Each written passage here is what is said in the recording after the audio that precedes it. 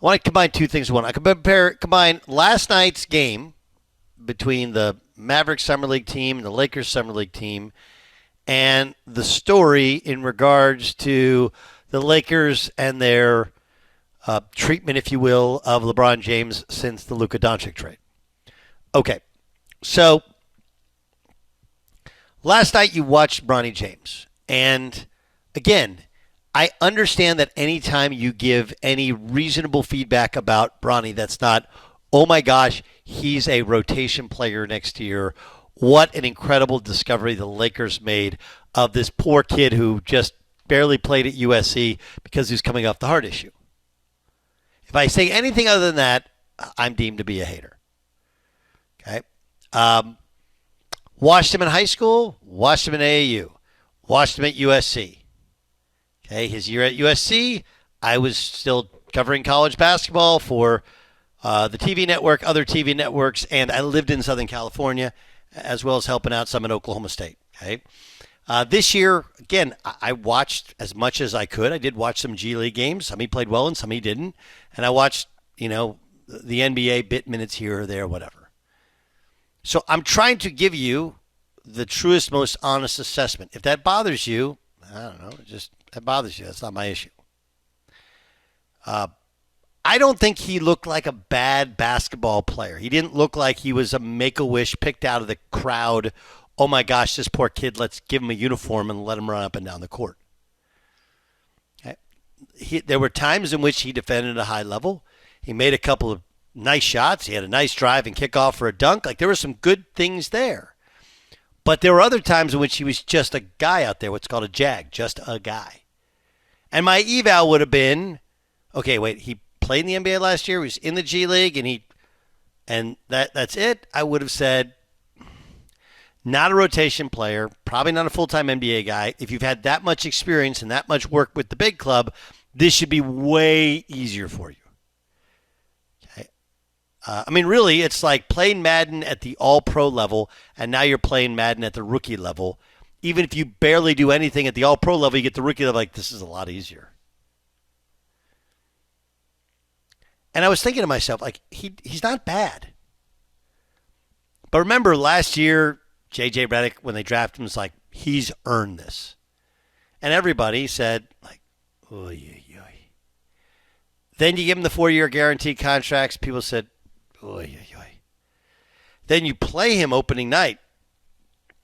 And it was a photo op. And, like, look, I do get it.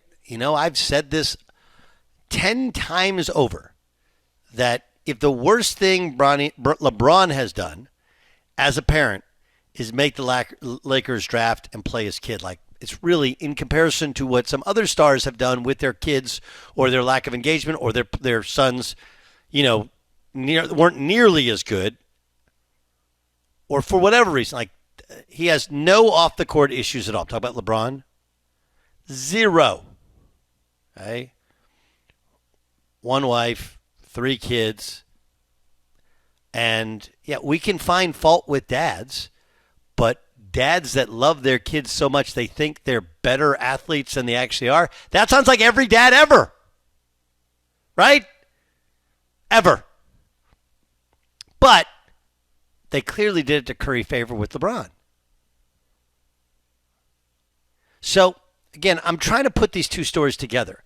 So why would the Lakers go from, hey, man, LeBron's our guy, we want him to set that career scoring mark, we want to go all in on LeBron, to they sell the team and they don't even call him. They don't give him the heads up. Why would they?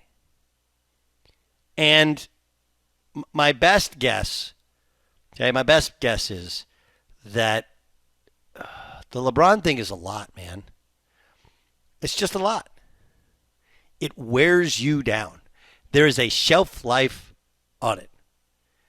And I think there was an attempted coup at several times of Rob Pelinka, of the Lakers front office. If you go back to what Pat Riley said when he left the Heat, remember? Okay, what Phil Jackson said he had heard about Pat Riley's experience when he was with the Heat, which is he brings in all his guys and he tries to take over your shop. And so my guess is that at some point they got to the like, we just got to get out of this doing everything for LeBron thing. We traded the kitchen sink for Anthony Davis, won a title. Then we want to go get DeMar DeRozan, and he says, no, we're going to get Russell Westbrook. Then we have to just get rid of Russell Westbrook. That's just an ugly episode. We've cycled through coaches that can't coach him. Now you make him draft your son, and again, I don't know this for a fact. I know people in the organization. It has not been told to me for a fact. But if you keep kind of forcing it, and, you know, like, why was Bronny with the big club? Do you think they love the fact that Bronny didn't travel to road games for the first half of the year in the G League? Then when he does play in the G League, he takes every shot. Then when he's on the team, it's like, you know, how do you, like that whole thing? It makes little what are they called when you have little clicks within a team. It becomes very cliquey. And it's not to say LeBron's a bad guy or that if you were that powerful, you wouldn't exert some of that powerful. But there does come a point where as a team, you're like, dude, F that dude. We do everything for him. Everything.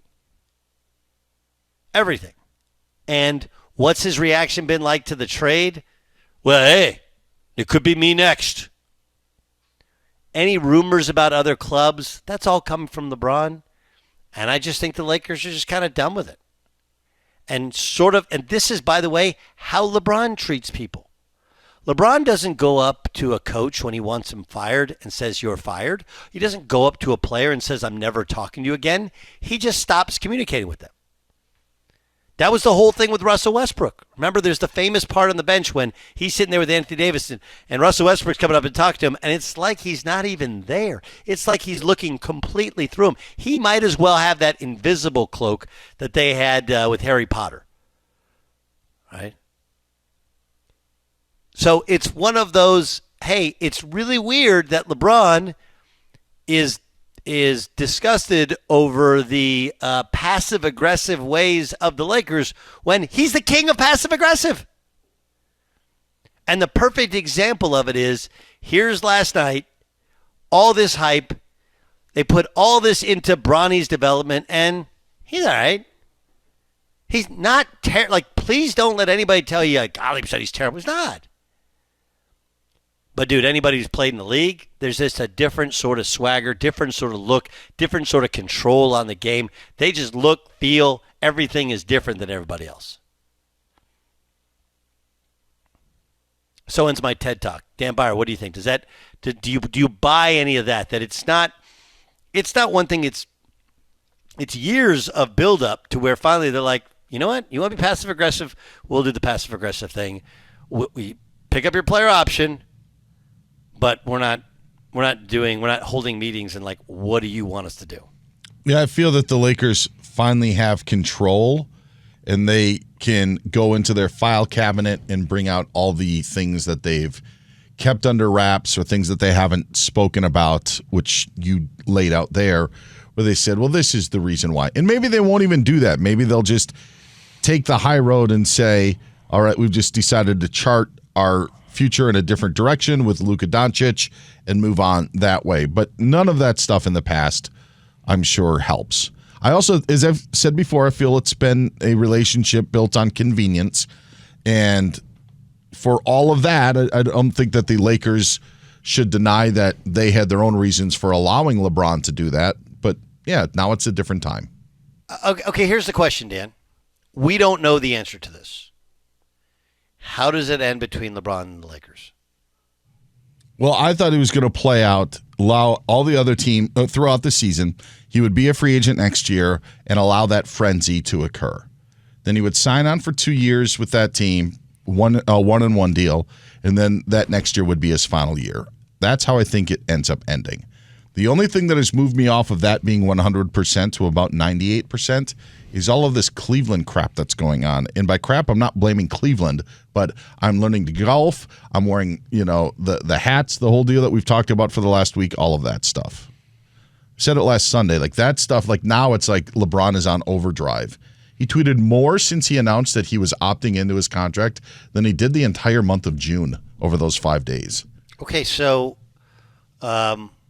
Jay Stu, again, I know you I will want to get into sports discussion. This is not a sports discussion. This is a how does it play out discussion. What do you think happens? It just seems to me that they're going to find a way to move him before the trade deadline. I wonder if they get to the trade deadline. Okay, here's a telltale sign of how bad it is. Is Bronny with the big club to start the year next year?